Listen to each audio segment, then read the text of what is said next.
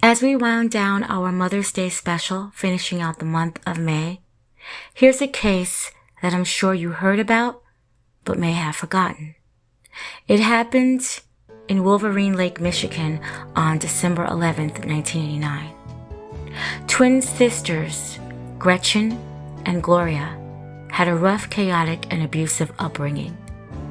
Though the twins were raised by both their parents in a home in Union Lake, Michigan, times weren't always good for them. Their mother was a stay-at-home mom, and their father was a businessman. But he had an alcohol addiction and was a complete drunk most of the time. The twins were bullied and harassed a lot at school. They both had low IQs and were a little bit heavier than the other children. They probably may have even had low self-esteem. Out of the pair, it would be Gloria. She would stand up for them. She would defend them against the bullying and harassing. I still feel like there was no excuse for the horrific crime that the women would commit together years later. As the twins entered adulthood, Gretchen and Gloria chose different paths in their lives. Gloria, she fell in love and she married Donald Franklin. He was an auto mechanic, and the Franklins would settle down in Wolverine Lake, about 35 miles away from the city of Detroit. Gloria Franklin had 3 children, and her life was pretty good. Their life was pretty good. Gloria was a waitress not far from her home, and she was liked and respected in a small community. Gretchen, she lived in Detroit. Her path was not as positive as her sisters appeared to be. It was in the mid-'80s where the crack epidemic was rampant. She took the lifestyle of using drugs and prostituting and having not such great living conditions. She still kept in contact with her twin, of course, and their lives continued. When Gretchen turned 24, she found out she was pregnant, and she decided she would keep the baby. Even though she had no clue of whom the father could be, she was still overjoyed. This baby was going to change her life. She called Gloria to tell her twin sister so that she could share in the joy with her.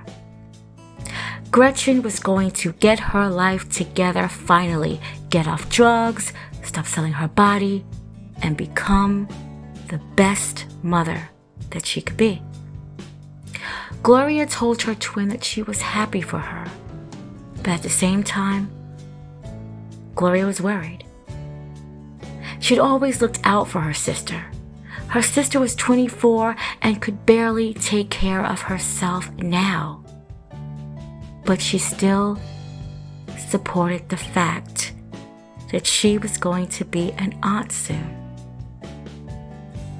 Gretchen would give birth to a bouncing, healthy baby boy. She would name him Sean Michael Graham. The baby was definitely mixed race, believing that the father was Black and or African American descent. It didn't matter to Gretchen. This was her fresh start. She was determined to have a better life. Gretchen was so overjoyed with the new addition to the family. She wrote her parents a letter and enclosed a picture of her son Sean, their newest grandson. If Gretchen ever felt disowned and unwanted at any time in her life, she definitely would now. She would receive the picture and letter back from her parents. They were not interested in her mixed-raced child. to put it nicely. It was okay, because Gretchen was going to love and take care of her baby the best way that she could, or at least you could hope. Gretchen would begin to struggle. She had no support, and the baby was leaning on her for everything. Gretchen ended up losing her home, and she would move in with a childhood friend from school. Her name was Janet. Janet was very welcoming and loving towards Gretchen and Sean being there. She was giving Gretchen a time to get herself together for her son. The love that she had for Gretchen being there, it quickly turned to hate. It seemed that Gretchen was milking this arrangement for all that it was worth. She had resorted back to her old ways. She would leave and be gone for days and not tell Janet anything, leaving Sean there. Janet basically fed Sean, clothed Sean, played with Sean, took care of Sean. Janet had fell in love with Sean. Sean had even started to call Janet mommy. And trust and believe, Gretchen didn't really like that. Sean was calling Gretchen, Gretchen. Janet and Gretchen, they would get into arguments over Sean and the way that Janet felt that Gretchen was treating her son. Janet had even called CPS, Child Protective Services, to see if she could even get custody of Sean, telling them how Gretchen was treating her only child. Gretchen would find this out, and the shit hit the fan immediately. She would take Sean and their little belongings out of Janet's home. The only stable home that Sean knew. This was his safe haven. And they were gone. Now Gretchen would find herself at shelters with her toddler. She had nowhere to go, just walking the streets of Detroit. She would turn to the only person that she knew would help her, and that would be her twin, Gloria Franklin. Gloria would talk it over with her husband. Her twin and nephew were indigent. Donald Franklin wasn't too happy about this. He really didn't want to let them move into his home. Gloria and Donald would head to Detroit to pick up Gloria's derelict sister and her 4-year-old nephew, Sean. When Gloria arrived to Detroit, she couldn't believe what she saw. It was horrible. Drug dealers and prostitutes and the filth, the garbage. She couldn't believe that her sister and nephew had been in these conditions. When Gretchen arrived in Wolverine Lake with Sean, it was like a breath of fresh air. Gretchen was not too enthused with where Donald had placed her and her son. The room was very, very tiny. The bed had taken up most of the space inside the room, and in the room was a small bathroom. But Gretchen, she had no choice but to be grateful. I mean, this was much better than being in a homeless shelter with strangers. Gloria even helped Gretchen get a job at the diner where she worked. One would work during the day, and the other one would work during the night. The setup was perfect.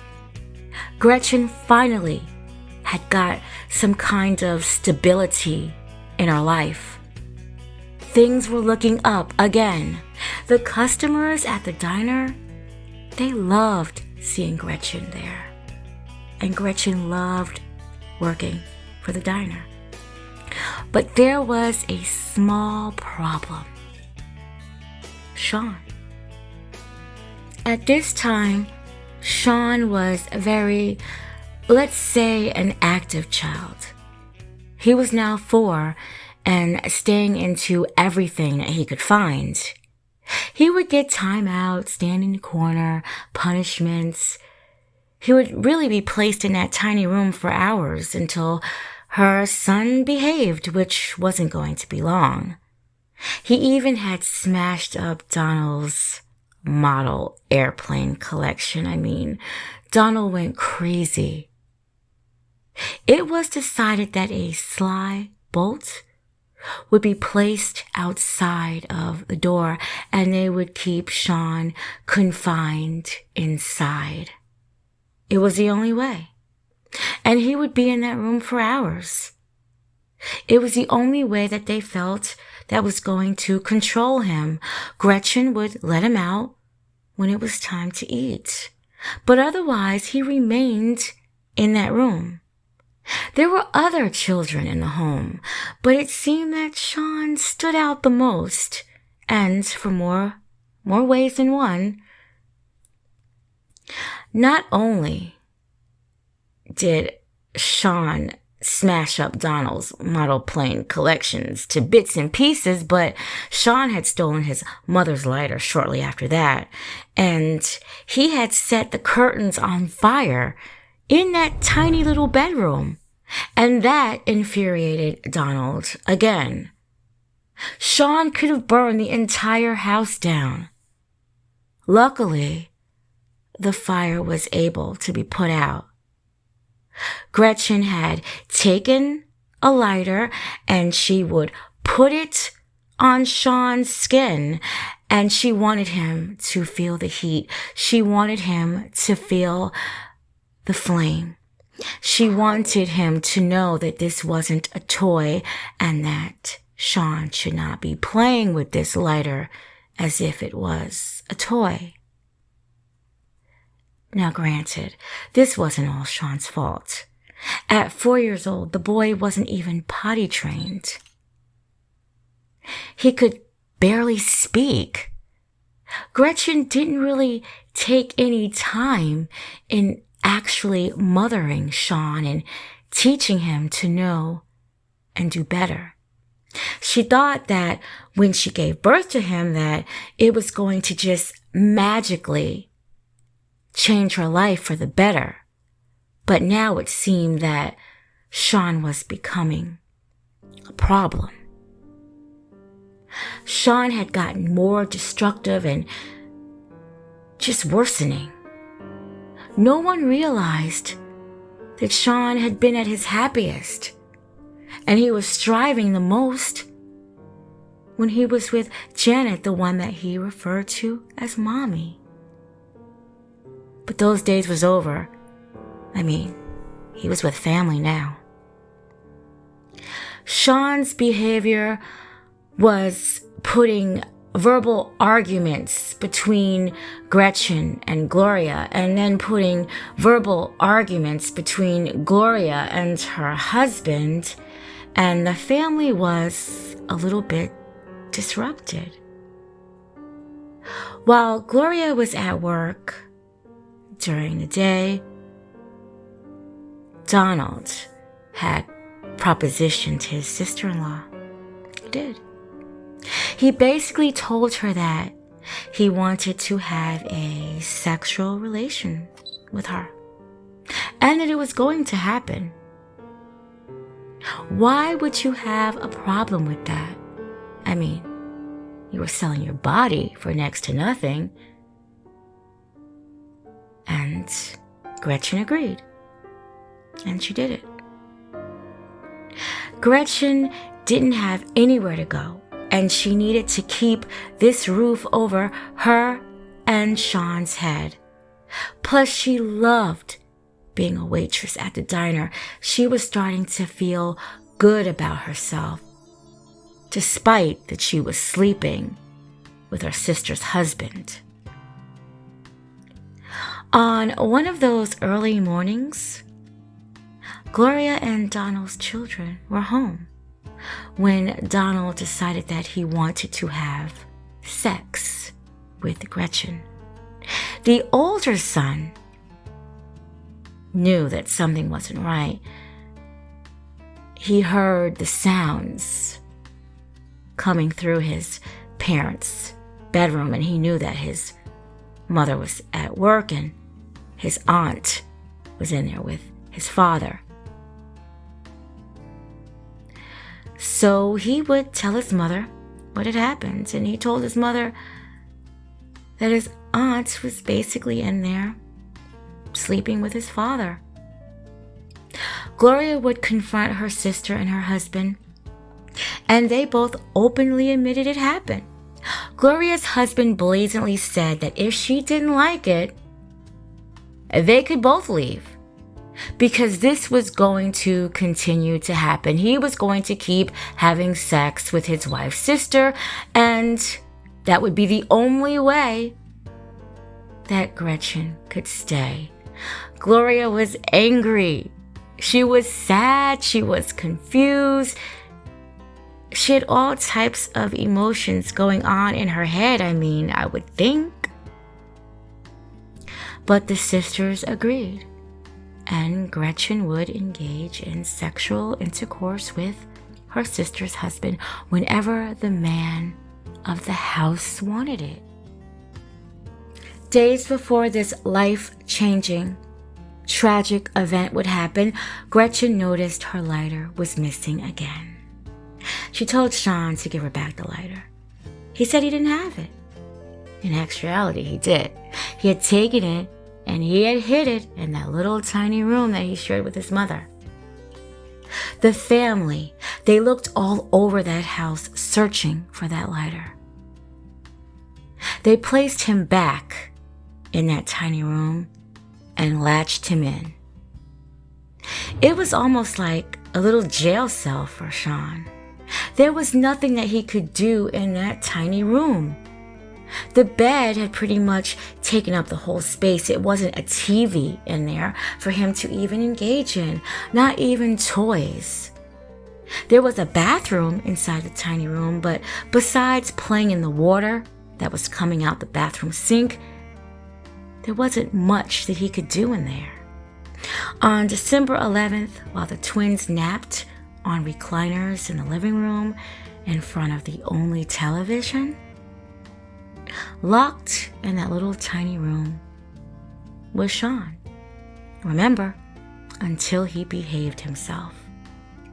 He went to his little hiding place where he stashed his mother's lighter, and he began to set the new curtains that were replaced on fire. The curtains had went up in seconds. I imagine Sean was very scared.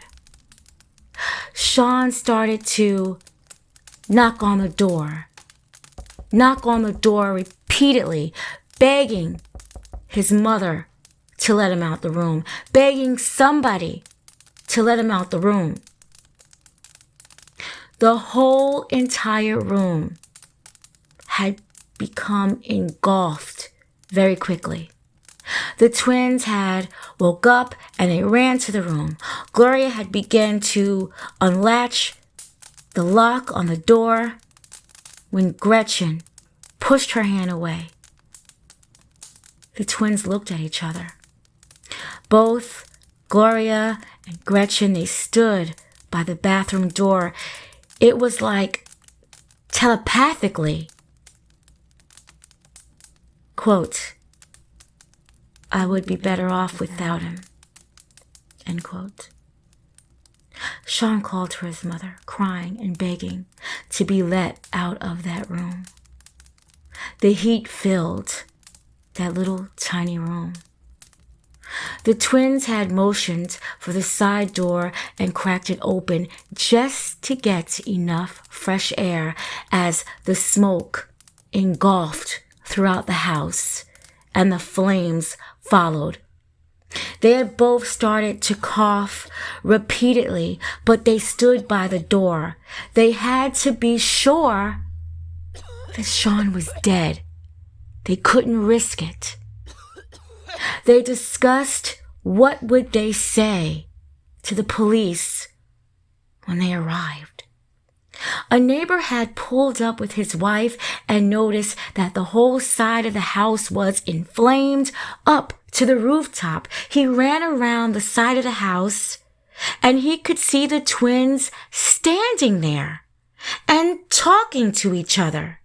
He pushed the door open. He grabbed one of the twins by the hand. The other followed. And by now, people who had lived on Lucille Drive had came out and watched this terrible fire.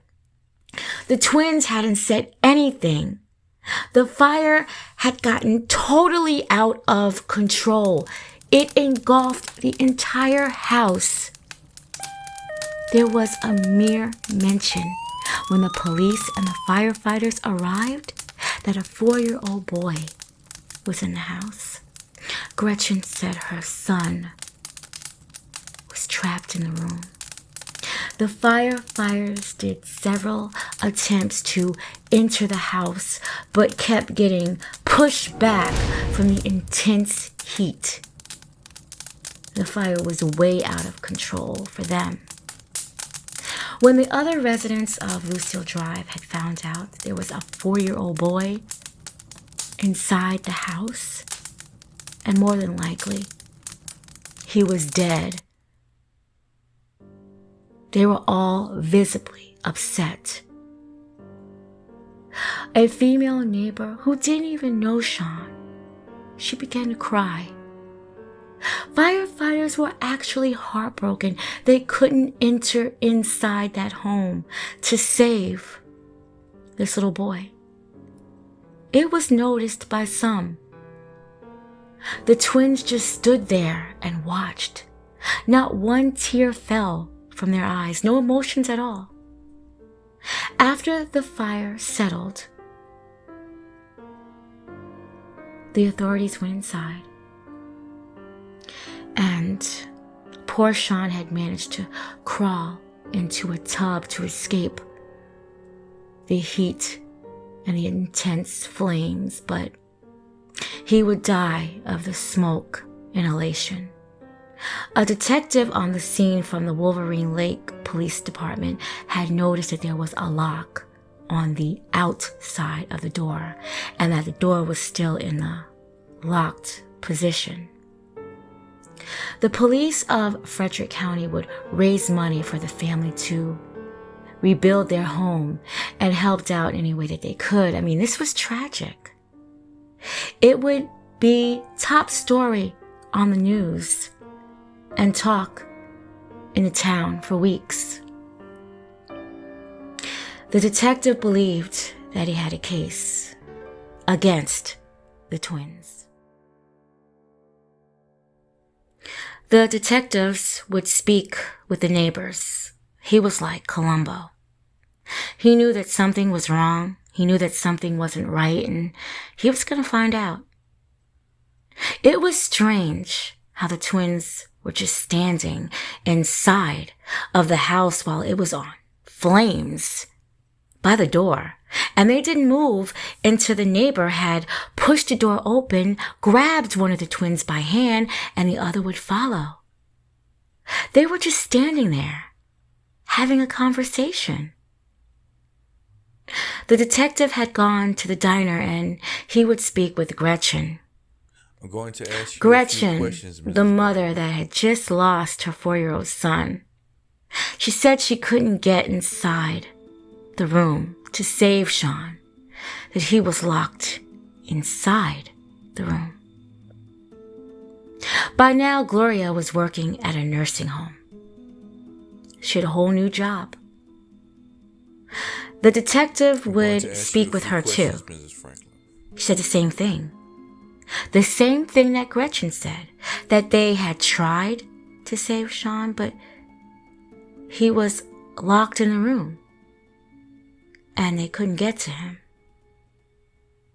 However, the detective would tell her that Gretchen had told him the truth and that they locked him in and that he actually had the unlatched lock that was locked. So Sean couldn't even get out. He needed to be unlocked first. Gloria began to cry and she admitted it. She admitted the whole entire thing. The twins would be arrested in the death of 4-year-old Sean Michael Graham. 2 years to the day they pled guilty for second-degree murder. They had both admitted that they knew that Sean was in there and did absolutely nothing to free him. They believed that Gretchen's life would be better if she didn't have her son. They both received sentences of 8 to 40 years in prison. The lawyers would argue that they weren't responsible for the death of Sean because of their mental stability. On September 10th, 1996, after serving less than 7 years, the twins were both released on the same day.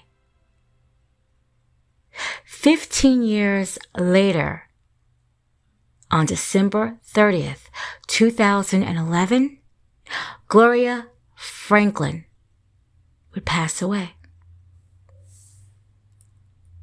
Sean Michael Graham was buried at the Ottawa Park Cemetery, Clarkston, in Oakland County, Michigan, with a headstone that says, quote, "Our baby," end quote. I imagine this means the town. It's the town's baby because the two women that shoulda let him out, that coulda let him out, didn't let him out of that sweltering hot room.